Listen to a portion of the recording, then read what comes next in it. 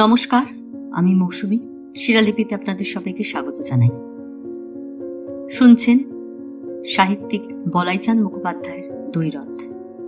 গল্প পাঠ ভালো লাগলে শেষে একটা লাইক দিয়ে যেতে ভুলবেন না। এখনো যারা আমার চ্যানেলটা সাবস্ক্রাইব করেননি তাদের সকলের কাছে আমার অনুরোধ, প্লিজ আমার চ্যানেলটা সাবস্ক্রাইব করে নেবেন। পাশে যে বেল নোটিফিকেশনটা আছে সেটা অবশ্যই প্রেস করে দেবেন। গল্প পাঠ ভালো লাগলে প্রিয়জনদের সাথে গল্প শেয়ার করতে ভুলবেন না। এই উপন্যাসের অন্তিম পর্ব আজ পাঠ করব। শ্যামলতা লেশহীন রুক্ষ চামা প্রান্তরে সূর্য অস্ত যাইতেছে। চতুর্দিকে একটা নিষ্করুণ রক্তাভা। রক্তাম্বরধারী কাপালিকের মতো চামা প্রান্তর স্থির হইয়া রহিয়াছে। তাহার নীরব উদ্ধত গাম্ভীর্যে চতুর্দিক পরিপূর্ণ। অনুর্বর তাহার বক্ষে সবুজের চিহ্ন মাত্র নাই। বৃক্ষ নাই, গুল্ম নাই, তৃণদল নাই। ছায়াবিহীন দীর্ঘ দিবস তাহার উপর দিয়া বহিয়া গিয়াছে। প্রখর সূর্যের তীব্র দাহে যুগ যুগান্ত ধরিয়া চামা প্রান্তর এইরূপ প্রতিদিন দগ্ধ হইতেছে। পুড়িয়া পুড়িয়া তাহার কোমলতা নিঃশেষ হইয়া গিয়াছে। আছে শুধু এক বিশাল ব্যাপ্তি। যতদূর দৃষ্টি যায় শেষ নাই। ঊষর প্রান্তর আকাশে গিয়া মিশিয়াছে। মনে হয় যেন একটা অতৃপ্ত ভুভুক্কা মূর্তি ধরিয়াছে। অঘোরবাবু মহাকালীর মন্দির প্রাঙ্গণে দাঁড়াইয়া নিমেষবিহীন নয়নে সূর্যাস্তের পানে চাহিয়াছিলেন। চামা প্রান্তরের অধিষ্ঠাত্রী দেবতা মহাকালীর মন্দির তান্ত্রিক সাধর অঘোরনাথের অতিশয় প্রিয় স্থান। এই চামা প্রান্তর যেন তাহারই জীবনের প্রতিচ্ছবি। তাহার 6 পুত্র আর 2 কন্যার মধ্যে একটিও আজ বাঁচিয়া নাই। শোকে দুঃখে স্ত্রীও মারা গিয়াছেন। অনেকের ধারণা তান্ত্রিক সাধনাই অঘোরবাবুর কষ্টের কারণ। যেদিন হইতে তিনি ইহা শুরু করিয়াছেন সেই দিন হইতেই মৃত্যুর করাল ছায়া তাহার জীবনে পড়িয়াছে। তথাপি তিনি আজও নিরস্ত হন নাই। তিনি সব সাধনা করিয়াছেন, নরবলি দিয়াছেন, মহাকালীকে সন্তুষ্ট করিবার বহু চেষ্টা তিনি বহু প্রকারে করিয়াছেন। কিন্তু ছলনাময়ী উন্মাদিনী তাহাকে দিয়াছেন শুধু দুঃসহ শোক। অঘোরবাবুর ধারণা পাগলি তাহাকে পরীক্ষা করিতেছেন। তাহার দৃঢ়পণ এ পরীক্ষায় তিনি উত্তীর্ণ হইবেনই। তাই আজও তিনি একাগ্রমনা শ্যামা সাধক। এখনো প্রতি অমাবস্যায় এই নির্জন প্রাণহীন শূন্য প্রান্তরে তিনি মহাকালীর পূজার আয়োজন করেন। সূর্য অস্ত গেল। অঘোরবাবু নিষ্পন্দ নয়নে চাহিয়া রহিলেন। ঘোর অমাবস্যা রজনীর গাঢ় তমিশ্রা চামা প্রান্তরে ধীরে ধীরে নামিয়া আসিতেছে। অমাবস্যার গভীর রাত্রি। চতুর্দিক নিস্তব্ধ অন্ধকার। মহাকালীর মন্দিরে প্রদীপ জ্বলিতেছে। অঘোরনাথ কালী পূজা করিতেছেন। পরিধানে তাহার রক্তাম্বর, কপালে সিন্দুরের টিকা, গলায় জবা ফুলের মালা। চক্ষু দুইটিও ঈষৎ রক্তবর্ণ, কারণ পান করিয়াছেন। নিকটেই উগ্রমোহন বসিয়া আছেন। তাহার সমস্ত মুখে একটা গভীর প্রশান্ত ভাব। তিনি একাগ্র চিত্তে মহাকালী পূজা দেখিতেছেন। পূজা শেষ হইতে আর দেরি নাই। গোলকসাও একটু দূরে বসিয়া আছে। পূজা হইয়া গেলে তাহার বিচার হইবে। অঘোরবাবু মন্ত্রপাঠ করিয়া চলিয়াছেন। একটা আর্ত ছাগ শিশু তারস্বরে চিৎকার করিতেছে। বাহিরে অমাবস্যার সূচিভেদ্য অন্ধকার। পূজা শেষ হইল, বলিদান হইয়া গেল। উগ্রমোহন তখন গোলকসার দিকে ফিরিয়া জিজ্ঞাসা করিলেন, কি বলবার আছে তোমার? এখন যদি মায়ের সামনে তোমাকে বলিদান হয়, কি করতে পারো তুমি? গোলকসা কহিল, আমায় ক্ষমা করুন হুজুর। একবার তো তোমায় ক্ষমা করা হয়েছিল। দ্বিতীয়বার আমার আদেশ তুমি অমান্য করেছ। তোমাকে আর ক্ষমা করা যায় না। তোমাকে কঠোর শাস্তি দেব আমি, যা তুমি জীবনে কখনো ভুলবে না। দুধনাথ পাড়ে আসিয়া দাঁড়াইল। 25 চাবুক, পেহলে নাঙ্গা কর লো। কম্পিত কলেবর উলঙ্গ গোলকসাকে লইয়া দুধনাথ বাহিরে চলিয়া গেল। একটু পরেই গোলকসার আর্তস্বর অন্ধকার চামা প্রান্তরে কাঁদিয়া ফিরিতে লাগিল। উগ্রমোহন বলিলেন, অঘোর, মায়ের প্রসাদ একটু দাও তো। অঘোরবাবু এক পাত্র কারণ আগাইয়া দিলেন। উগ্রমোহন তাহা নিঃশেষে পান করিয়া বলিলেন, আর একটু দাও। অঘোরবাবু আর এক পাত্র দিলেন। গোলক শাকে লইয়া দুধনাথ পাড়ে ফিরিয়া আসিল। উগ্রমোহন বলিলেন, এখনো শেষ হয়নি, একটু বিশ্রাম করে নাও, আরও চাবুক লাগাবো।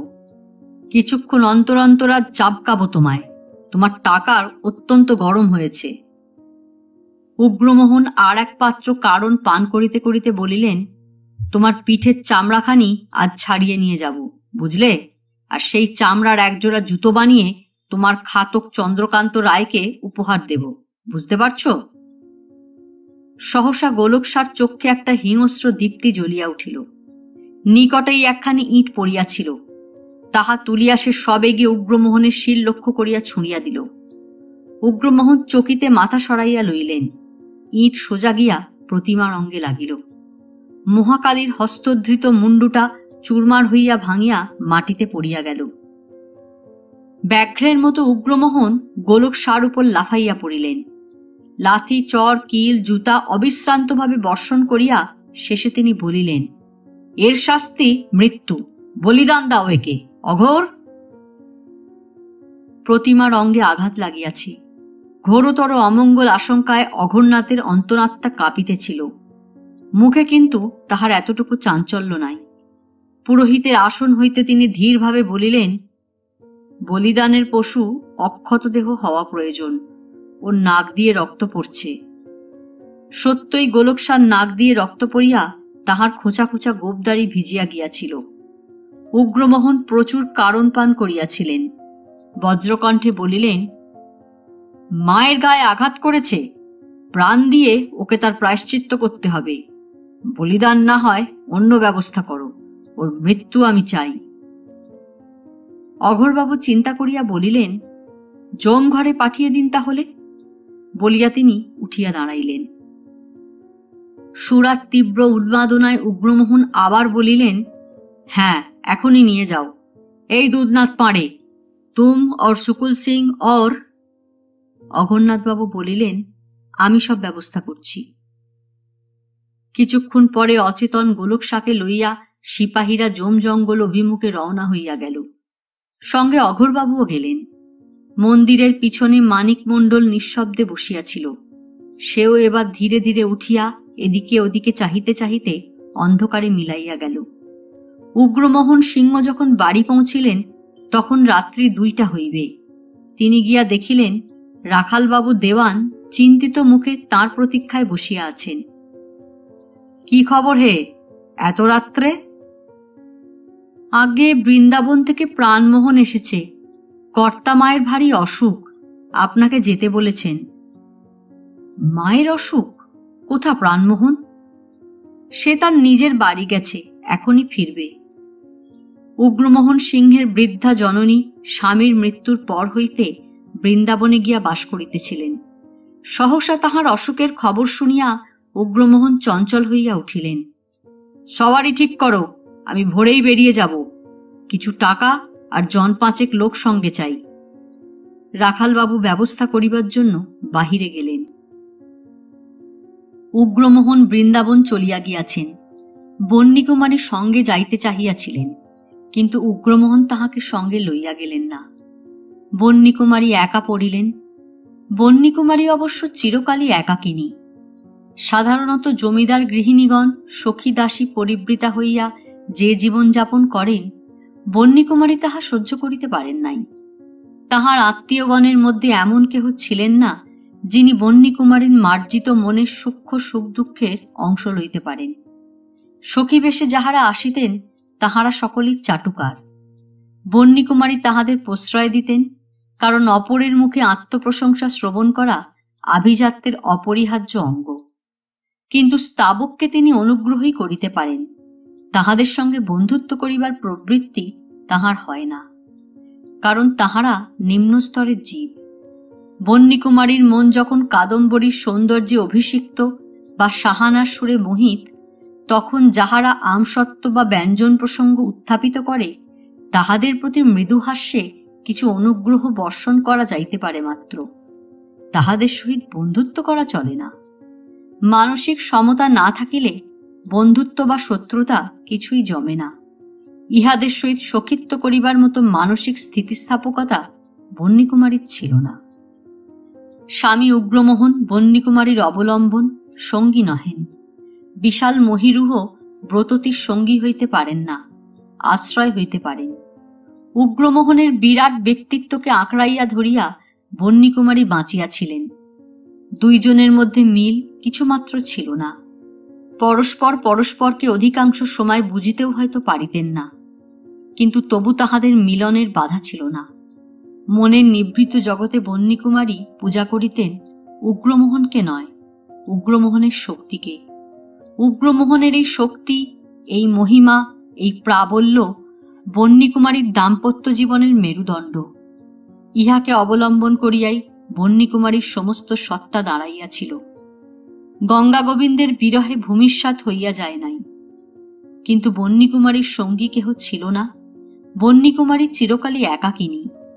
লেখাপড়া আর সঙ্গীত চর্চা, প্রসাধন ও কারুশিল্প এইসব লইয়াই তাহার দিন কাটে। উগ্রমোহন সমস্ত দিন থাকেন অশ্বস্পৃষ্টে, সুতরাং বন্যীকুমারী তাহার মধ্যে সঙ্গী খুঁজিয়া পান নাই। চন্দ্রকান্তের মতো তিনিও আপনার কল্পলোকেই বাস করেন। তাহার কিশোর মনে গঙ্গা গোবিন্দের যে ছবি আঁকা হইয়া গিয়াছিল তাহা এখনো আছে। যুক্তির ঘর্ষণে তাহা খানিকটা বিকৃত হইয়া গিয়াছে বটে, কিন্তু বিলুপ্ত হয় নাই। তাহার চিত্তাকাশে গঙ্গা গোবিন্দ যেন ক্ষুদ্র একটি তারা, উগ্রমোহন যেন বিশাল একখানা মেঘ। তারা ক্ষুদ্র হোক, কিন্তু তাহা উজ্জ্বল। মেঘের দ্যুতি নাই, কিন্তু শোভা আছে, বিদ্যুৎ আছে, বজ্র আছে, সলিল সম্ভারও আছে। তারা আকাশের এক প্রান্তে স্থির হইয়া থাকে। মেঘ সমস্ত আকাশে নিমেষে আপনাকে বিস্তারিত করিয়া দেয়। ক্ষুদ্র নক্ষত্র ঢাকা পড়িয়া যায়। ঢাকা পড়িয়া যায় বটে, কিন্তু নিবিয়া যায় না। মেঘ সরিয়া গেলে আবার তাহার উজ্জ্বল দীপ্তি দৃষ্টি আকর্ষণ করে। আজ প্রায় 10 দিন হইল উগ্রমোহন বৃন্দাবন গিয়াছেন। বন্যীকুমারীর একা একা আর ভালো লাগিল না। সন্ধ্যা হইয়াছে, শিব মন্দিরের আরতির শঙ্খ ঘণ্টার ধ্বনি বাজিতেছে। নহবতখানায় সানাই পুরবী ধরিয়াছে। আর একদিনের কথা মনে পড়িল। বন্যীকুমারী ডাকিলেন, কুসুম। কুসুম নাম্নী দাসী আসিতেই তিনি আদেশ করিলেন, আমার পালকি তৈরি করতে বল, একবার দাদার কাছে যাব। চন্দ্রকান্ত তাহার খাস কামরায় একা বসিয়া তাহার নবনির্মিত একটি সেতারের আওয়াজ পরীক্ষা করিতেছিলেন। এমন সময় বন্যীকুমারীর পালকি আসিয়া থামিল। উগ্রমোহনের উর্দিপড়া সিপাহী আসিয়া সেলাম করিয়া খবর দিল যে রানীজি তাহার সহিত সাক্ষাৎ করিবার জন্য আসিয়াছেন। চন্দ্রকান্ত সেতার রাখিয়া উঠিয়া দাঁড়াইলেন। কে, বাণী এসেছে নাকি? কোথা? বলিয়া তিনি বাহিরের দিকে আগাইয়া আসিলেন। সিপাহীরা সরিয়া গেলে এবং বন্যীকুমারী পালকি হইতে নামিয়া অগ্রজের পদধূলি লইলেন। চন্দ্রকান্ত হাসিয়া বলিলেন, রানী বন্যীকুমারীর আজকাল দেখাই পাওয়া যায় না যে। আয়, ভেতরে আয়। ভ্রাতা ভগ্নী ভিতরে গেলেন। বন্যীকুমারী ভেতরে গিয়াই বলিলেন, বাহ, চমৎকার সেতারটা তো! কোথা থেকে আনলে দাদা? তৈরি করালাম এইখানেই, আওয়াজ মন্দ হয়নি। বন্যীকুমারী সেতারটা তুলিয়া লইয়া টুংটাং আওয়াজ করিতে করিতে কহিলেন, বাহ, বেশ সুন্দর হয়েছে তো। চন্দ্রকান্ত উপবেশন করিয়া বলিলেন, একটা কিছু বাজা দেখি, অনেকদিন তোর বাজনা শুনিনি। বন্যীকুমারী অগ্রজের দিকে চাহিয়া একটু মৃদু হাসিলেন। চন্দ্রকান্ত আবার বলিলেন, ভুলে গেছিস নাকি সব? আগে তো তুই আমার চেয়ে ভালো বাজাতিস। বাজা একখানা, শোনা যাক। কি বাজাবো? যা তোর খুশি। বন্যীকুমারী সেতারটা লইয়া একটু নাড়াচাড়া করিয়া বলিলেন, তুমি যে সেই জৌনপুরি গতটা আমায় দিয়েছিলে, সেইটে বাজাই। বাজাবো? এই সন্ধেবেলা জৌনপুরি বাজাবি? আচ্ছা, বাজা। বন্যীকুমারী জৌনপুরি বাজাইতে লাগিলেন। তাহার হাতের বাজুবন্ধের দোলক দুলিতে লাগিল। কঙ্কনের সিঞ্জিতের সহিত সেতারের ঝঙ্কার মিলিয়া জৌনপুরী নূতন মূর্তি ধরিল। পুরুষ ওস্তাদের হাতে ইহা সম্ভব নয়। বন্যীকুমারীর দিকে চাহিয়া চাহিয়া চন্দ্রকান্তের মন অতীতে ফিরিয়া গেল। তখনও বাণী অনড়া, নূতন সেতার বাজাইতে শিখিয়াছে। গঙ্গা গোবিন্দকে বাজনা শোনাইবার জন্য তাহার কি আগ্রহ! নানা ফন্দিতে নানা ছুতায় গঙ্গা গোবিন্দকে সেতার শুনাইয়া দিবার জন্য বাণী উন্মুখ হইয়া থাকিত। চন্দ্রকান্ত ইহা লইয়া বাণীকে কত বিদ্রুপী না করিয়াছেন। বন্যীকুমারী বাজনা শেষ করিয়া বলিলেন, উহ, যা বড় তোমার সেতার, হাত ব্যথা হয়ে গেছে। তুমি একটা বাজাও দাদা এবার। চন্দ্রকান্ত সেতার লইয়া বলিলেন, শুনেছিস গঙ্গা গোবিন্দ কাল কাশী চলে যাচ্ছে? হ্যাঁ, আমাকে চিঠি লিখেছিল একটা। কালই যাবে? এত তাড়াতাড়ি? ওর মাথায় একটা খেয়াল ঢুকলে তো আর রক্ষে নেই। প্রাকৃত শিখবে ঝোঁক চেপেছিল, শিখে তবে ছেড়েছে। এখন সংস্কৃতের ভূত কাঁধে চেপেছে। দেখা যাক কোথায় গিয়ে থামে। বলিয়া চন্দ্রকান্ত সেতারের সুর মিলাইতে লাগিলেন। মিলাইতে মিলাইতে বলিলেন, আমার আবার এমন অভ্যেসে দাঁড়িয়ে গেছে, কেউ ঠেকা না দিলে ভালো বাজাতে পারি না। তুই ঠেকা দিতে পারবি? না, আমি পারব না। বলিয়া বন্যীকুমারী একটু হাসিলেন। আচ্ছা, তবে এমনি শোন, একখানা হাম্বির বাজাই। বলিয়া চন্দ্রকান্ত শুরু করিলেন। বন্যীকুমারী বসিয়া শুনিতে লাগিলেন। বহুকাল দাদার বাজনা শোনা হয় নাই। চমৎকার হাত হইয়াছে তো। বন্যীকুমারীর মনও অতীতে ফিরিয়া গেল। বৃদ্ধ ওস্তাদ আবিদ মিয়াকে মনে পড়িল। বুড়ার হাত কি মিঠা ছিল! আবিদ মিয়ার কাছে বাণীর প্রথম হাতেখড়ি। প্রথম প্রথম মেজরাপে আঙুলে কত লাগিত, তারে হাত কাটিয়া যাইত। ছাতের ঘরটাতে একা বসিয়া সেই ডাড়া ডাড়া সাদা, তাহার পর ক্রমশ দুই একটা গত। গঙ্গা গোবিন্দকে ডাকিয়া গত শোনানো। গঙ্গা গোবিন্দ কাল চলিয়া যাইতেছে। বন্যীকুমারী অন্যমনস্ক হইয়া গেলেন। চন্দ্রকান্তের সেতার থামিল। তিনি জিজ্ঞাসা করিলেন, কেমন লাগলো হাম্বির? বেশ। চন্দ্রকান্ত হাসিয়া উঠিলেন। তুই সব ভুলে গেছিস দেখছি। হাম্বির বললাম বলেই হাম্বির? কেদারা ধরতে পারলি না? এই দেখ। বলিয়া আবার একটু বাজাইলেন। বন্যীকুমারী যে গঙ্গা গোবিন্দের কথা ভাবিতেছিলেন তাহা না বলিয়া বলিলেন, অনেকদিন চর্চা নেই। বাহিরে পদশব্দ হইল। চন্দ্রকান্ত আছো নাকি? আসতে পারি? বলিয়া গঙ্গা গোবিন্দই ঘরে ঢুকিলেন এবং বলিয়া উঠিলেন, এ কি, বাণীও যে এখানে? আমি কাল ভোরে তোমার সঙ্গে দেখা করতে যাব ভাবছিলাম। এমন অপ্রত্যাশিতভাবে গঙ্গা গোবিন্দ আসিয়া পড়িবেন বন্যীকুমারী তাহা কল্পনাও করেন নাই। হঠাৎ তাহার মুখটা ক্ষণিকের জন্য বিবর্ণ হইয়া গেল। নিজেকে সামলাইয়া লইয়া তিনি বলিলেন, কাল সত্যি যাবে তাহলে? হ্যাঁ, দেরি করে লাভ কি? বৃন্দাবন থেকে কোনো খবর এলো? না। কিছুক্ষণ তিনজনেই চুপচাপ। গঙ্গা গোবিন্দই প্রথমে কথা বলিলেন। মনে রেখো তোমরা, নানাভাবে তোমাদের অনেক বিরক্ত করেছি। চন্দ্রকান্ত বলিলেন, দেখো, বিনয় প্রকাশের স্থান অস্থান আছে, সেটা ভুলে যাও কেন? সংস্কৃত পড়তে যাচ্ছ বলে মাথা খারাপ হয়ে গেল নাকি? বন্যীকুমারী কিছু না বলিয়া মৃদু মৃদু হাসিতে লাগিলেন। গঙ্গা গোবিন্দ বলিলেন, গ্রাম ছাড়বার সময় বুঝতে পারছি গ্রামের সঙ্গে সত্যিই একটা নারীর যোগ আছে। চন্দ্রকান্ত কহিলেন, তোমার মেয়ে জামাইদের সঙ্গে দেখা করে এসেছ? কি বললে তারা? বিশেষ কিছু নয়, বিয়ে হলেই মেয়েরা পর হয়ে যায়। বাণী যেমন আমাদের পর হয়ে গেছে। বন্যীকুমারীর মনে যে উত্তরটা আসিয়াছিল তাহা না বলিয়া তিনি বলিলেন, তোমার কথা শুনে মনে হচ্ছে বটে সত্যি পর হয়ে গেছি, এবং পরস্পর। গঙ্গা গোবিন্দ বলিলেন, এইবার উঠি আমি, আমাকে আবার একটু গোছগাছ করতে হবে। বলিয়া তিনি সত্য সত্যই উঠিয়া পড়িলেন। অতি সাধারণ কথাবার্তার ভিতর দিয়া বিদায়ের পালা শেষ হইয়া গেল। যাইবার সময় তিনি বলিলেন, ওহে, তোমার ম্যানেজার অনেকক্ষণ থেকে বাইরের ঘরে অপেক্ষা করছে। চন্দ্রকান্ত বলিলেন, তাই নাকি? আচ্ছা, বসুক। বন্যকুমারী বলিলেন, তার দরকার কি? আমি ততক্ষণ পাশের ঘরে গিয়ে তোমার বইটইগুলো একটু দেখি। আচ্ছা, তাহলে ডেকে দিয়ে যাও। গঙ্গা গোবিন্দ চলিয়া গেলেন এবং বন্যকুমারী উঠিয়া চন্দ্রকান্তের পুস্তকাগারে প্রবেশ করিলেন। কমলাক্ষ আসিয়া প্রবেশ করিলেন। চন্দ্রকান্ত জিজ্ঞাসা করিলেন, কোনো খবর পেলে? আগে না। না মানে? মানিক মণ্ডলের খবর তাহলে ভুল?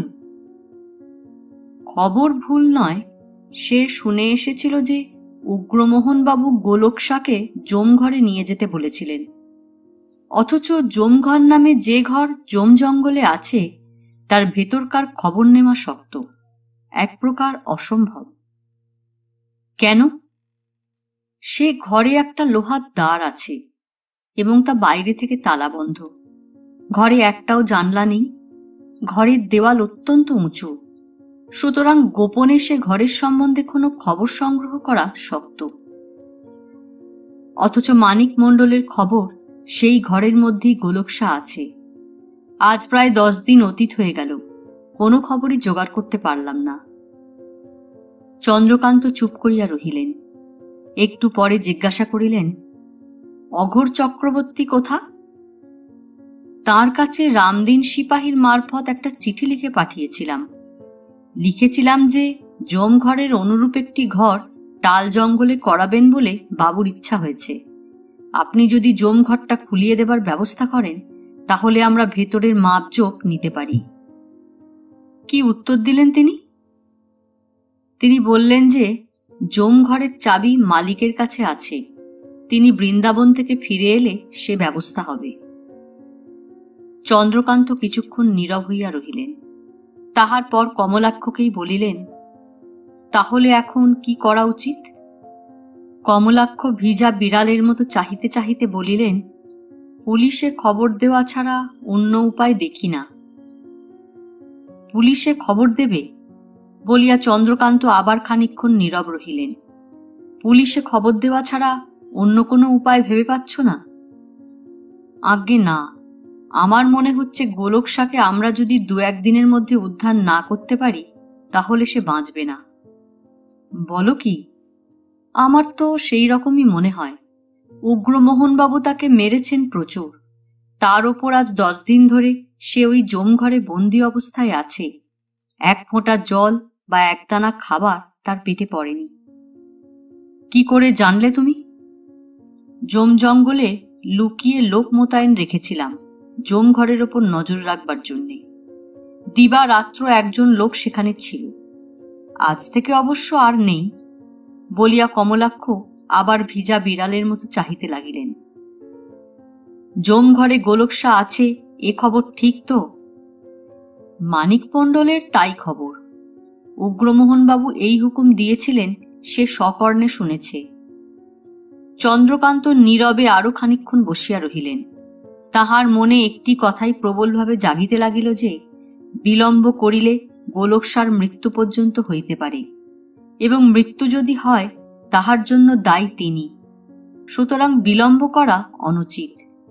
পুলিশে খবর দেওয়াটা যদিও তাহার মনঃপূত হইতেছিল না, তথাপি তিনি বলিতে বাধ্য হইলেন, আচ্ছা, যা ভালো বোঝো তাই করো তাহলে। কমলাক্ষ নমস্কার করিয়া বিদায় লইতেই গঙ্গা গোবিন্দ আবার ফিরিয়া আসিলেন। ওহে, মল্লীনাথের টিকা তোমার আছে? ও কি, তুমি অমন করে বসে আছো কেন? চন্দ্রকান্ত হাসিয়া উত্তর দিলেন, মহাবীর উগ্রমোহনের প্রতাপে অস্থির হয়ে গেলাম। কিরকম?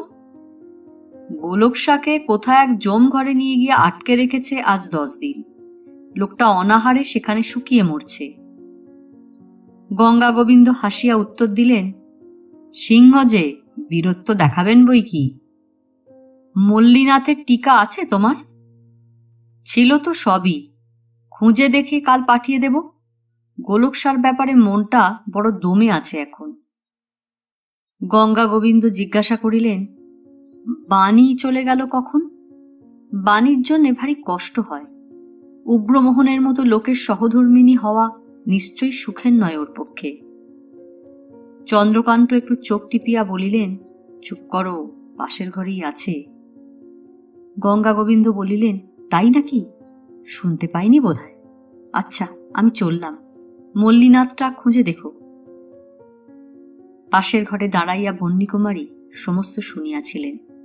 কমলাক্ষের কাহিনী, চন্দ্রকান্তের উক্তি ও গঙ্গা গোবিন্দের মন্তব্য কিছুই বাদ যায় নাই। তাহার বলিতে ইচ্ছা করিতেছিল, ধরণী, দ্বিধা হও, স্বামীর নিন্দা আর শুনিতে পারি না। রাগে, ক্ষোভে, লজ্জায় তাহার মনের যে অবর্ণনীয় অবস্থা হইয়াছিল, তাহার আভাস তাহার মুখেও যে ফোটে নাই তাহা নহে। তাহার পাতলা ঠোঁট দুইটি কাঁপিতেছিল।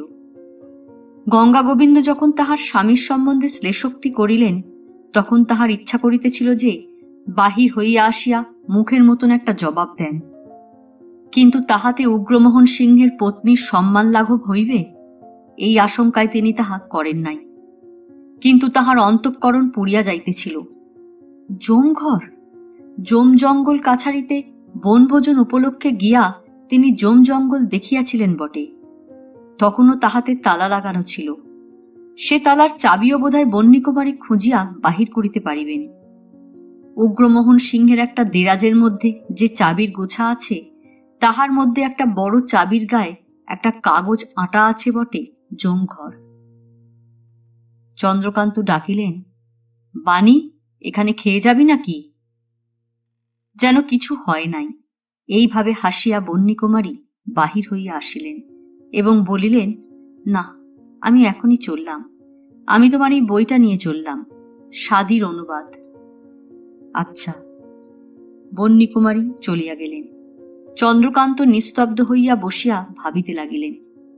বন্যীকুমারীর পালকি চন্দ্রকান্তের বাড়ির সীমানা ছাড়াইতেই বন্যীকুমারী আদেশ দিলেন, গঙ্গা গোবিন্দের বাড়ি চলো। গঙ্গা গোবিন্দ আহার আদি শেষ করিয়া শুইবার তোড়জোড় করিতেছিলেন। এমন সময় বন্যীকুমারীর পালকি তাহার দ্বারে থামিল। উর্দি পরা সিপাহী ভিতরে গিয়া নিবেদন করিল, রানীজি সাক্ষাৎ করিতে আসিয়াছেন। গঙ্গা গোবিন্দ বিস্মিত হইলেন। বাহিরে আসিয়া বলিলেন, এসো বাণী, এসো, কি খবর, এলে যে আবার?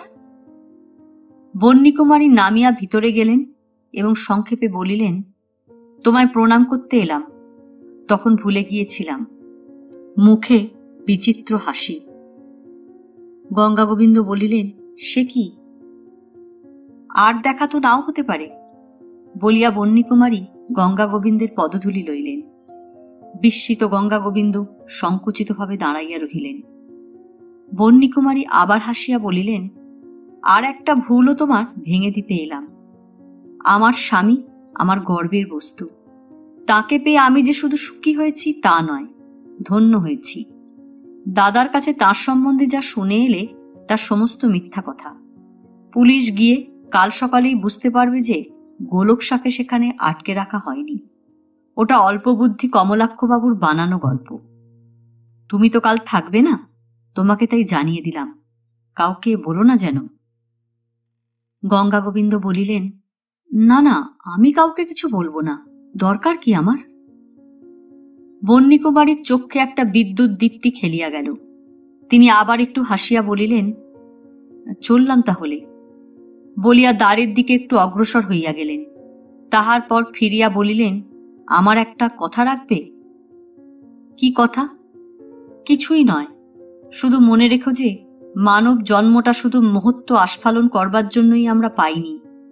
দেবতাই পাথরের হয়। মানুষের মধ্যে রক্ত মাংসের দুর্বলতা থাকা সবসময় দোষের নয়। মনে রেখো কথাটা। চললাম, বলিয়া বন্যীকুমারী বাহিরে গিয়ে একেবারে পালকিতে উঠিয়া বসিলেন। নির্বাক গঙ্গা গোবিন্দ বিমূঢ়ের মতো দাঁড়াইয়া রহিলেন। বন্যীকুমারীর পালকি চলিয়াছে। যদি কেহ তখন পালকির দরজা খুলিয়া দেখিত, তাহা হইলে দেখিতে পাইত যে রানী বন্যীকুমারী উপর হইয়া পড়িয়া কাঁদিতেছেন। যখন সকলে চলিয়া গেল, তখন চন্দ্রকান্ত নিতান্ত নিঃসঙ্গভাবে একা বসিয়া রহিলেন। বাণী আজ রাত্রে এখানে খাইয়া গেলে ক্ষতি ছিল কি? কিন্তু তিনি থাকিলেন না। থাকিবেনই বা কেন? বাণী তাহার কে? তাহার সহিত কতটুকু অন্তরঙ্গতা চন্দ্রকান্তের আছে কিছুই তো নাই। রক্তের সম্পর্ক অবশ্যই আছে, তাহারা ভাই বোন, কিন্তু আত্মার সম্পর্ক তো নাই। একই মাতৃগর্ভে তাহারা জন্মলাভ করিয়াছেন, শৈশবে একসঙ্গে কিছুকাল কাটিয়াছে, কিন্তু ওই পর্যন্ত। বিবাহের পর বাণী বন্যীকুমারী হইয়া গিয়াছেন। চন্দ্রকান্ত নিজের খুশিমতো নিজের জীবন যাপন করিতেছেন।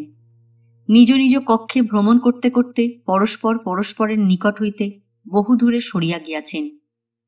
বুধের সহিত নেপচুনের এখন আর কোনো সম্পর্ক নাই। যেটুকু আছে তাহা নিতান্তই বাহ্যিক, অন্তরঙ্গতার লেশমাত্র নাই। যাহা আছে তাহা স্মৃতি, জীবন্ত কিছু নয়। গঙ্গা গোবিন্দ ছাড়িয়া চলিলেন। সকলেই একে একে চন্দ্রকান্তকে ছাড়িয়া চলিয়া যাইতেছে, অথচ সমস্ত জীবনটাই তো এখনো বাকি। এখনো যৌবন শেষ হয় নাই। এই দীর্ঘ জীবন একাই যাপন করিতে হইবে নাকি? থাকিবার মধ্যে আছেন এক উগ্রমোহন। বাণীর অপেক্ষা উগ্রমোহন চন্দ্রকান্তের বেশি আত্মীয়। এই উগ্রমোহনকে কেন্দ্র করিয়াই চন্দ্রকান্তের সমস্ত জীবনটা আবর্তিত হইতেছে। চন্দ্রকান্তের আশা নিরাশা সুখ দুঃখ সমস্তই উগ্রমোহনকে অবলম্বন করিয়া। উগ্রমোহনের সহিত অহরহ সংঘর্ষে তাহার বুদ্ধি শক্তি ও অর্থ সার্থক হইয়াছে। উগ্রমোহন না থাকিলে চন্দ্রকান্ত করিতেন কি? উগ্রমোহন কয়েকদিন হইল বৃন্দাবন গিয়াছেন, কবে ফিরিবেন কে জানে। উগ্রমোহনের বিরহে চন্দ্রকান্ত মনে মনে পীড়িত হইতেছিলেন। তাহার সহিত আবার বসিয়া দাবা না খেলা পর্যন্ত তিনি স্বস্তি পাইতেছিলেন না। কবে ফিরিবেন তিনি? একটা কথা সহসা বিদ্যুৎ ঝলকের মতো চন্দ্রকান্তের মনে ঝলসিয়া উঠিল। কমলাক্ষকে তো তিনি থানায় নালিশ করিবার হুকুম দিয়া দিলেন, কিন্তু ইহার ফল যে কতদূর শোচনীয় হইতে পারে তাহা তো তিনি ভাবিয়া দেখেন নাই। গোলক শাহ যদি সত্যি মরিয়া গিয়া থাকে এবং জম ঘরে যদি সেই মৃতদেহ পাওয়া যায়, তাহা হইলে আইনের চক্ষে উগ্রমোহন খুনি বলিয়া প্রমাণিত হইবেন তো। খুনির শাস্তি যে ফাঁসি। উগ্রমোহনের ফাঁসি হইবে চন্দ্রকান্তের চক্রান্তে? অসম্ভব, কিছুতেই তাহা হইতে পারে না। চন্দ্রকান্ত উঠিয়া পড়িলেন। মূর্খের মতো এ কি করিয়া বসিয়া আছেন তিনি? তাহার জীবনের একমাত্র বন্ধনটি ছিন্ন করিবার আয়োজন করিলেন তিনি কি বলিয়া? কমলাক্ষকে থানায় গিয়াছেন? চন্দ্রকান্ত হাঁকিলেন, ভজনা। ভজনা আসিল। ম্যানেজার বাবু আছেন কিনা দেখত। ভজনা চলিয়া গেল। চন্দ্রকান্ত অস্থিরভাবে পায়চারি করিয়া বেড়াইতে লাগিলেন। হঠাৎ তাহার মুখের ভাব বদলাইয়া গেল। গভীর আঁধারে একটু যেন আলোর রেখা দেখা দিল। তাহার জীবনের একমাত্র অবলম্বন উগ্রমোহন সিংহকে যেমন করিয়া হোক বাঁচাইতে হইবে। উগ্রমোহনবিহীন চন্দ্রকান্তের অস্তিত্ব একান্ত শূন্য ও একান্ত নিরর্থক। একটু পরেই কমলাক্ষবাবু আসিয়া নমস্কার করিলেন। আমাকে ডেকেছেন আপনি? হ্যাঁ। থানায় খবর দিয়েছ নাকি? হ্যাঁ, এইমাত্র তো দিয়ে এলাম। চন্দ্রকান্ত বলিলেন, তাহলে এখুনি একবার থানায় যাও। আবার জম জঙ্গল খোঁজবার আর দরকার নেই। গোলক শাহ এখনই এসেছিল আমার কাছে, এইমাত্র গেল। উগ্রমোহন তাকে মারধর করে ছেড়ে দিয়েছিল। তোমার মানিক মণ্ডলের খবর ভুল। সমস্ত পৃথিবীটা উল্টাইয়া গেলেও বোধ করি কমলাক্ষ সরকার এত আশ্চর্য হইতেন না। তিনি নির্বাক বিস্ময়ে প্রভুর মুখের দিকে চাহিয়া রহিলেন। চন্দ্রকান্ত বলিলেন, যাও তাহলে, আর দেরি করো না। কমলাক্ষ চলিয়া গেলেন। চন্দ্রকান্ত একাকী দীর্ঘ বারান্দাটার এক প্রান্ত হইতে আর এক প্রান্ত পর্যন্ত ধীরে ধীরে পদচারণা করিতে লাগিলেন। একটু পরে কমলাক্ষ আসিয়া বলিলেন, দারোগাবাবু বললেন যে গোলক শাহ যেন তাঁর সঙ্গে দেখা করে যায় একবার। কেসটা তিনি ডায়েরিতে টুকে ফেলেছেন কিনা? চন্দ্রকান্ত বলিলেন, আচ্ছা, কটা বেজেছে বলো তো? কমলাক্ষ বলিলেন, তা প্রায় 11টা হবে। এখুনি হাতি কষতে বলো। কলকাতা যাব আজ রাত্রে, ট্রেন তো রাত 1:30টায়। বিস্মিত কমলাক্ষ শুধু বলিলেন, আজ্ঞে হ্যাঁ, বলিয়া বাহির হইয়া গেলেন। গোলক শাহর যমুজ ভাইয়ের সন্ধানে চন্দ্রকান্ত সেই দিনই কলিকাতা রওনা হলেন। তাহার ঠিকানা তিনি জানিতেন। সেই দিনই রাত্রে অঘোরবাবুও খবর পাইলেন না যে চন্দ্রকান্তবাবুর ম্যানেজার দুইবার থানায় গিয়াছেন এবং দারোগাবাবুর সহিত গোপনে কি সব পরামর্শ করিয়াছেন। সেই দিন রাত্রেই কোনো রহস্যময় উপায়ে কমলাক্ষের নালিশের মর্মটিও অঘোরবাবুর কর্ণগোচর হইল। নালিশের মর্ম এই যে জমিদার উগ্রমোহন সিংহ তাহাদের আশ্রিত প্রজা গোলকচন্দ্র সাহাকে বলপূর্বক হরণ করিয়া লইয়া গিয়াছেন এবং জঙ্গলের ঘরে আটকাইয়া রাখিয়াছেন। পুলিশ অবিলম্বে সাহায্য না করিলে গোলক সাহার মৃত্যু হওয়াও অসম্ভব নহে। পরদিন জঙ্গল ঘেরাও করিয়া জমঘর খানাতল্লাশি করা হইবে এ খবরও অঘোরবাবু পাইলেন। কিন্তু কমলাক্ষবাবু দ্বিতীয়বার থানায় গমন করিয়া যে খানাতল্লাশি বন্ধ করিয়া আসিয়াছেন এ খবরটুকু অঘোরবাবু পাইলেন না। সুতরাং তিনি যথারীতি সাবধান হইলেন। তিনি হিসাব করিয়া দেখিলেন যে কালী পূজার পর 10 দিন কাটিয়া গিয়াছে, সুতরাং পুলিশ জমঘরে গিয়া বিশেষ কিছু সুবিধে করিতে পারিবে না। জঙ্গল কাছারিতে ভিকন তেওয়ারি আছে, পুলিশ গিয়া তাহার উপর অত্যাচার করিতে পারে এবং পুলিশের চাপে ভিকন তেওয়ারি হয়তো ভিতরের কথা প্রকাশ করিয়াও দিতে পারে। ভিকন তেওয়ারি লোকটির ওপর অঘোরবাবুর তাদৃশ আস্থা নাই, কিন্তু যেহেতু সে লোকটি কুস্তি করিতে পারে মালিকের সেজন্য তাহার উপর অসীম অনুগ্রহ। পুলিশ যখন সেখানে যাইবে তখন ভিকন তেওয়ারির সেখানে থাকিবার কি প্রয়োজন থাকিতে পারে? তাহাকে জঙ্গল হইতে সরাইয়া দেওয়া ভালো বিবেচনা করিয়া অঘোরবাবু একটি সিপাহী পাঠাইয়া দিলেন যে ভিকন তেওয়ারি জঙ্গল কাছারিতে তালা লাগাইয়া দিয়া অবিলম্বে যেন সদরে চলিয়া আসে। জঙ্গলে কাহারও থাকিবার প্রয়োজন নাই। এই ব্যবস্থা করিয়া অঘোরবাবু ভাবিতে লাগিলেন যে এখন তাহার থানার দারোগার সহিত দেখা করা সমীচীন হইবে কিনা। ভাবিতেছিলেন এমন সময় হাবেলির জমাদার আসিয়া সেলাম করিয়া নিবেদন করিল যে রানীজি তাহার সহিত কথা কহিতে চান। রানীজি? হ্যাঁ হুজুর। বল গিয়ে, আসছি এখনই। অঘোরবাবু বিস্মিত হইয়া গেলেন। রানীজি সহসা তাহার সহিত কি কথা বলিবেন এত রাত্রে? পর্দার অন্তরাল হইতে বন্যীকুমারী প্রশ্ন করিলেন, জঙ্গলের জমঘর সম্বন্ধে খবরটা আপনি শুনেছেন? অঘোরবাবুর পাথরের মতো মুখ আরো শক্ত হইয়া গেল। তিনি অবিকম্পিত স্বরে মিথ্যা কথা বলিলেন, না।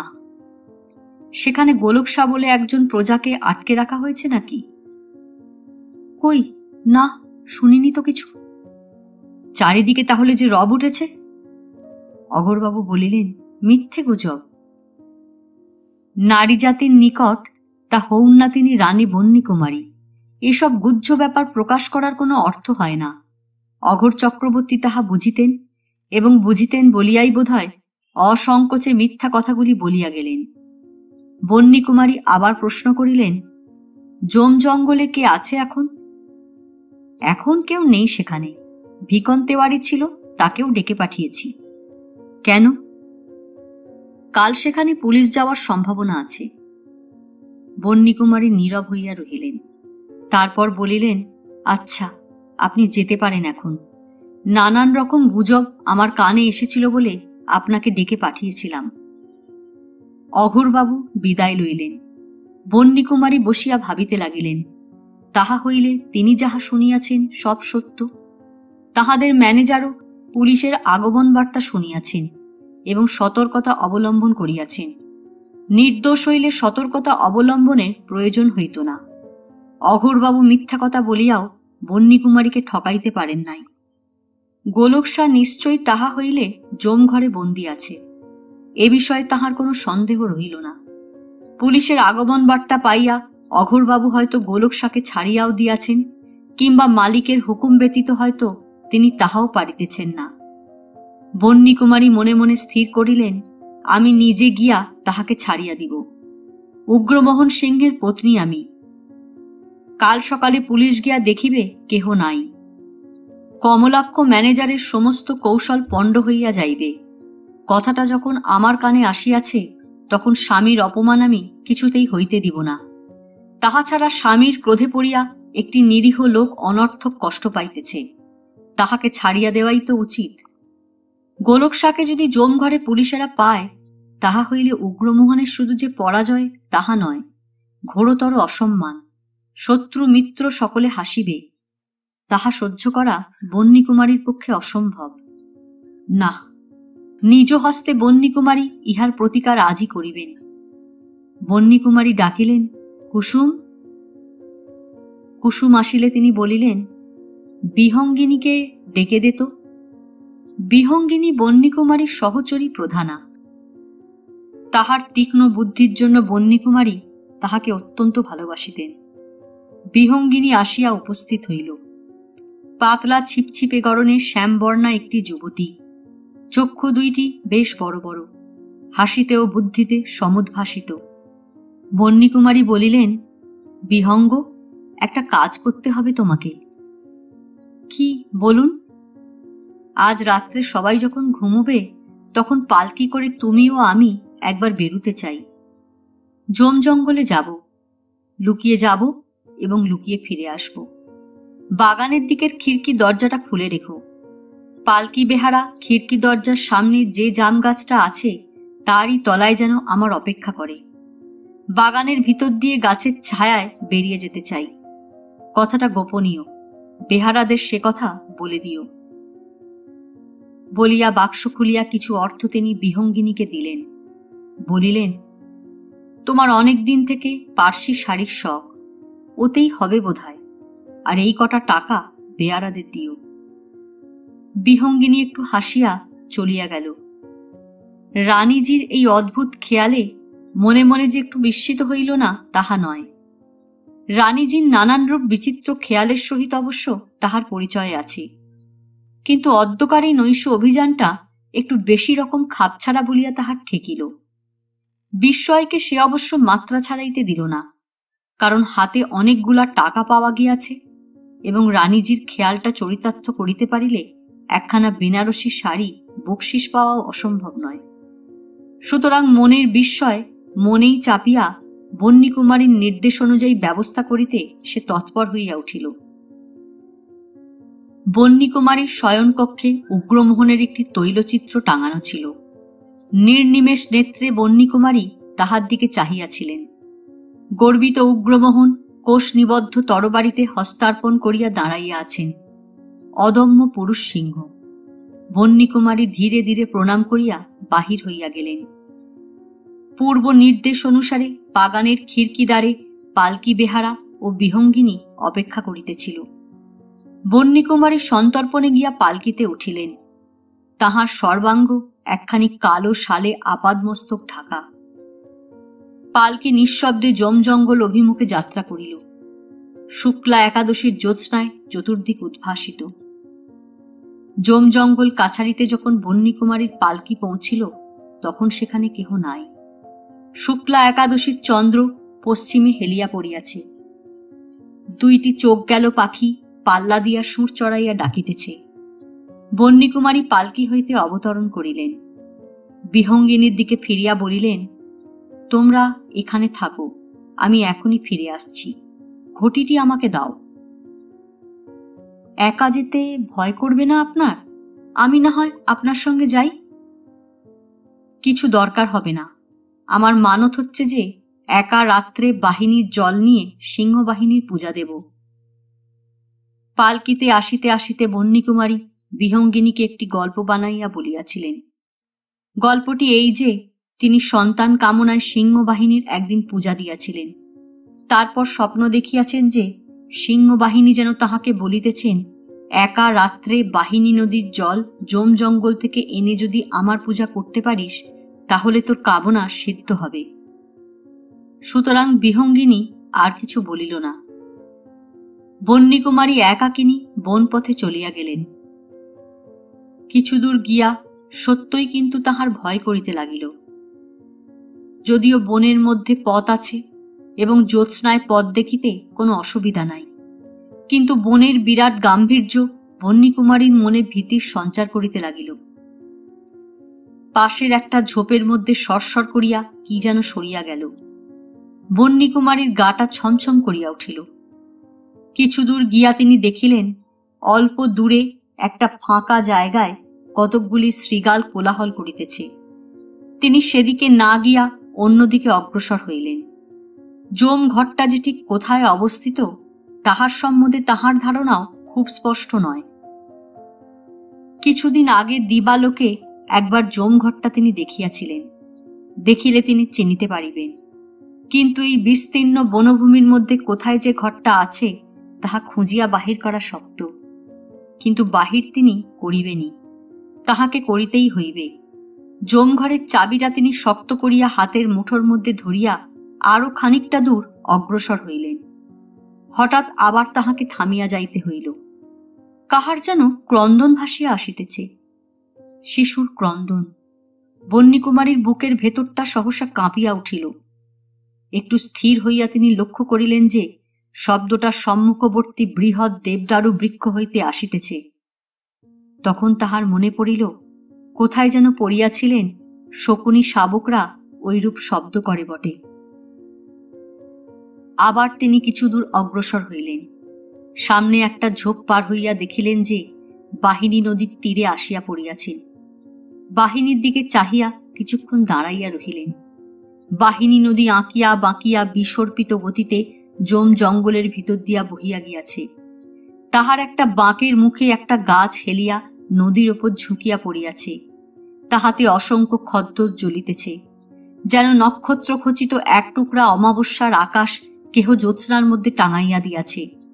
বন্যীকুমারী তাহার দিকে চাহিয়া খানিকক্ষণ দাঁড়াইয়া রহিলেন। টিটি টিটি টিটি একটা টিপটিপ পক্ষী ডাকিয়া উঠিল। বন্যীকুমারী চমকাইয়া উঠিলেন। হঠাৎ তাহার মনে হইল জমঘর তো বাহিনীর তীরে নয়, জমঘর জঙ্গলের মধ্যে।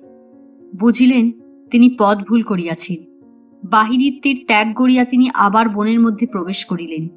জমঘরে তাহাকে যাইতেই হইবে। গোলক শাহ যদি সেখানে থাকে তাহাকে ছাড়িয়া দিতে হইবে। গঙ্গা গোবিন্দকে কিছুতে বুঝিতে দেওয়া হইবে না যে উগ্রমোহন সিংহ একটা নরঘাতক দস্যু। বনের মধ্যে একাকিনী বন্যীকুমারী চলিয়াছেন। চরণ ক্ষতবিক্ষত হইয়া গিয়াছে, সেদিকে তাহার ভ্রুক্ষেপ নাই। ভয়ও তাহার আর করিতেছে না। জমঘরের চাবিটা দৃঢ় মুষ্টিতে ধরিয়া নির্ভীক চিত্তে তিনি চলিয়াছেন। বন্যীকুমারী আর ফিরিলেন না। জমঘরে দুইটি ময়াল সাপ ছিল। গঙ্গা গোবিন্দ সংবাদটা যখন শুনিলেন সহসা বিশ্বাসই করিতে পারিলেন না। বন্যীকুমারী মরিয়াছেন? বন্যী কি কখনো নেবে? দৈরথ বন্ধ হয় নাই। আগে যেমন চলিতেছিল এখনো তেমনি চলিতে লাগিল। উগ্রমোহন কেবল একটু বেশি গম্ভীর হইয়া পড়িয়াছিলেন। চন্দ্রকান্তের সঙ্গীত চর্চা আর একটু যেন বাড়িয়াছিল। দাবা খেলা থামে নাই, সবই পূর্বের মতো চলিতেছিল। উগ্রমোহন চন্দ্রকান্তের সহিত বন্যী সম্বন্ধে কোনো আলোচনাই করেন নাই। কেবল একদিন একটু বোধহয় অন্যমনস্ক হইয়া পড়িয়াছিলেন। গজটা আগাইয়া দিয়া চন্দ্রকান্ত বলিলেন, মন্ত্রী সামলাও। ভ্রু কুঞ্চিত করিয়া উগ্রমোহন খানিকক্ষণ দাবার ছকের দিকে চাহিয়া রহিলেন। তাহার পর সহসা অপ্রাসঙ্গিকভাবে চন্দ্রকান্তকে প্রশ্ন করিলেন, আচ্ছা, ইমন আর পুরবীর তফাৎ ধরো কি করে তোমরা? এই উপন্যাস এখানেই শেষ। গল্প পাঠ ভালো লাগলে লাইক, শেয়ার, কমেন্টস করতে ভুলবেন না। আজকের মতো নমস্কার।